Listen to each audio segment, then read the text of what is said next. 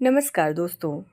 स्वागत है आपका हमारे चैनल कहानी संसार में, जहां हम लेकर आते हैं ऐसी कहानियां जो सिर्फ मनोरंजन ही नहीं करती बल्कि जीवन की गहरी सीख भी देती हैं।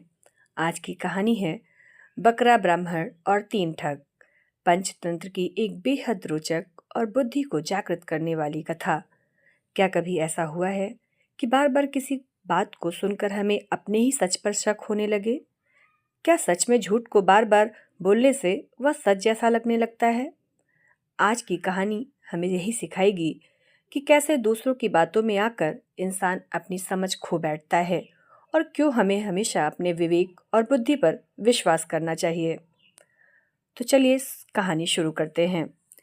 किसी गांव में शंभू दयाल नामक एक ब्राह्मण रहता था। एक बार वह अपने यजमान से एक बकरा लेकर अपने घर जा रहा था। रास्ता लंबा और सुनसान था। आगे जाने पर रास्ते में उसे तीन ठग मिले। ब्राह्मण के कंधे पर बकरी को देखकर तीनों ने उसे हथियाने की योजना बनाई। एक ने ब्राह्मण को रोककर कहा, पंडित जी, यह आप अपने कंधे पर क्या उठा कर ले जा रहे हैं? यह क्या अनर्थ कर रहे हैं? ब्राह्मण होकर कुत्ते को कंधों पर बैठा कर ले जा रहे हैं।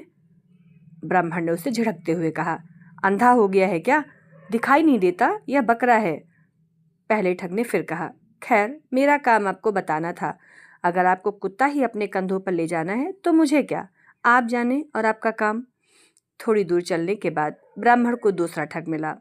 उसने ब्राह्मण को रोका और कहा, पंडित जी, क्या आपको पता नहीं कि उच्च कुल के लोगों को अपने कंधे पर कुत्ता नहीं लादना चाहिए? पंडित उसे भी झिड़क कर आगे बढ़ गया। आगे जाने पर उसे तीसरा ठग मिला। उसने भी ब्राह्मण से उसके कंधे पर कुत्ता ले जाने का कारण पूछा। इस बार ब्राह्मण को विश्वास हो गया कि उसने बकरा नहीं बल्कि कुत्ते को अपने कंधे पर बैठा रखा है। थोड़ी दूर जाकर उसने बकरी को कंधे से उतार दिया और आगे बढ़ गया।